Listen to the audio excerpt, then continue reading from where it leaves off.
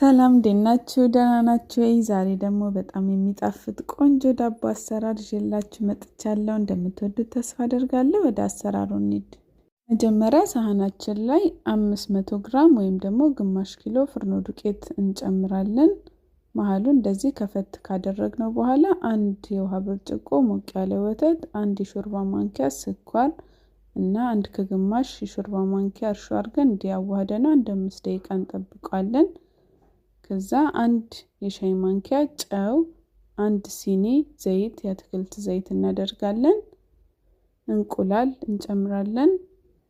አንድ እንቁላል ሙሉውን እንጨምራለን። አንድ እንቁላል ደግሞ አስኳሉን አስቀምጠን ለበኋላችን ፈሳሹን ብቻ ሊጡ ላይ እንጨምራለን። መቀጠል ዳባችን ቆንጆ ቃና እንዲኖረው ቫኒላ እንጨምራለን። ቫኒላ ፈሳሹንም ፓውደሩንም መጠቀም ትችላላችሁ። አንድ ላይ እንደዚህ አዋህደን ዱቄት እንዳስፈላጊነቱ እየጨመርን ለስለስ አድርገን እናቦካና 45 ደቂቃ ሸፍነን እናስቀምጣለን።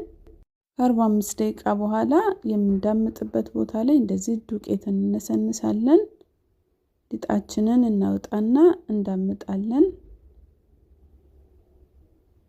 ዱቄት ከስር ካላደረጋችሁ ሊጡ ለስለስ ያለ ስለሆነ እንዳይጣበቅባችሁ ነው የሚያስፈልገው። በጣም ቀጭን ሳይሆን በጣም ወፍራም ሳይሆን መካከለኛ አድርገን ከዳመጥን በኋላ ቅቤ የገበታ እንቀባለን። ከፈለግን ዘይት መቀባት እንችላለን። ከዛ ጥቁር አዝሙድ ለጣዕም እናደርጋለን። እንደዚህ ጥቅልል እናደርገዋለን። ጥቁር አዝሙዱን ከመነስነሳችን በፊት በእጃችን እሽት ብናደርገው ቆንጆ ነው። በደንብ ቃናው ይወጣል። እንደዚህ ጥቅልል እናደርገዋለን። ጫፉን ወደ ውስጥ እናስገባዋለን እንዳይፈታ። ከዛ እንደዚህ እንዳምጣዋለን። በዚህ መልኩ ከዳመጥን በኋላ ባትራችንን ቅቤ የገበታ ወይም ደግሞ ዘይት ቀብተን ዱቄት ከላይ ነስንሰን እናዘጋጃለን እንዳይዘብን።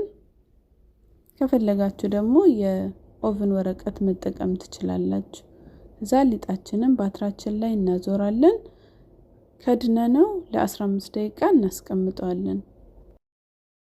ከ15 ደቂቃ በኋላ ሊጡ ድጋሚ ትንሽ ኩፍ ሲል የቀድም ያስቀመጥነውን እንቁላል ላይ ትንሽ ወተት ጨምረን እንደዚህ ካዋሃድን በኋላ ሊጣችንን እንቀባዋለን።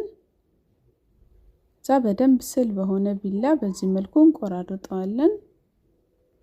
ኦቨናችንን ቀድመን በ180 ዲግሪ ሴልሺየስ እናሞቀዋለን።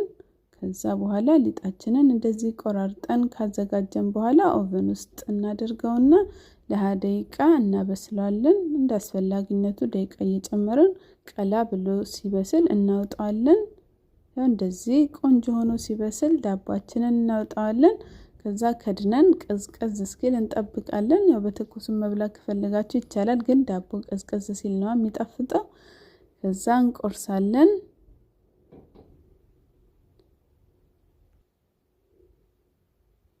ያው ውስጡ ይሄንን ይመስላል። ክፍልፍል ያለ ደስ የሚል ዳቦ ነው።